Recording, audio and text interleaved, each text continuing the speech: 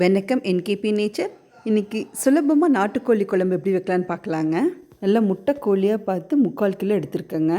1 table spoon அளவுக்குங்க சீரகம், மிளகு, சோம்பு, 1 இன்ச் பட்டை, 4 கிராம்பு, 1 ஏலக்காய் போட்டுக்கலாங்க. அதே டேபிள் ஸ்பூன் அளவுக்கு 6 ஸ்பூன் மல்லி, வரமல்லி எடுத்துக்கோங்க. நம்ம காரத்தை வந்து ஒரு 10 மிளகா போட்டிருக்கேங்க. நீங்கள் ஏறத்தாழ முன்னு பின்னு போட்டுக்கலாம். அதெல்லாம் ட்ரையாக வறுத்து எடுத்துக்கலாங்க. முதல்ல வறுத்தது ஆறுறதுக்கு விட்டுடலாங்க.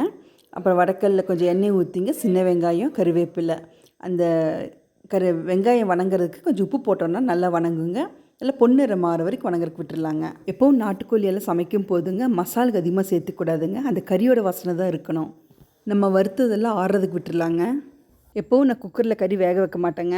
இப்படி ஒரு கெட்டியான பாத்திரத்தை எடுத்துருங்க. அதில் 3/4 கிலோ கறியை போட்டு மஞ்சத்தூள், இஞ்சி பூண்டு பேஸ்ட்டு, ஒரு 2 தக்காளி, உப்பு, கொஞ்சம் காரத்துக்கு மிளகாய்த்தூள் போட்டுங்க. தண்ணி ஊற்றி வேகிறதுக்கு விட்டுடலாங்க.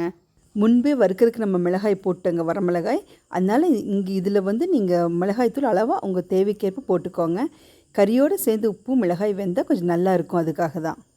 நாட்டுக்கோழி மட்டன் எல்லாம் குக்கரில் 2 விசில் 3 விசில் விட்டு வேக வச்சு அதுக்கப்புறம் தாளிப்பாங்க.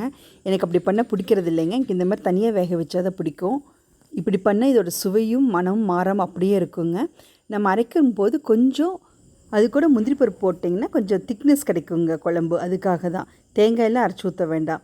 இப்போ நிறையா பேர் வந்துட்டாங்க, நிறையா செய்யணும்னு நினச்சோம்னா ஒரு அளவாக 4 தேங்காய், முந்திரி, கசகசா அரைச்சி ஊற்றுனீங்கன்னா அதோட டைப்பாக திக்னஸோட குழம்பு ருசியாக நல்லா இருக்குங்க. கிட்டத்தட்ட கறி ஒரு 1/2 மணி நேரம் வெந்திருக்குங்க.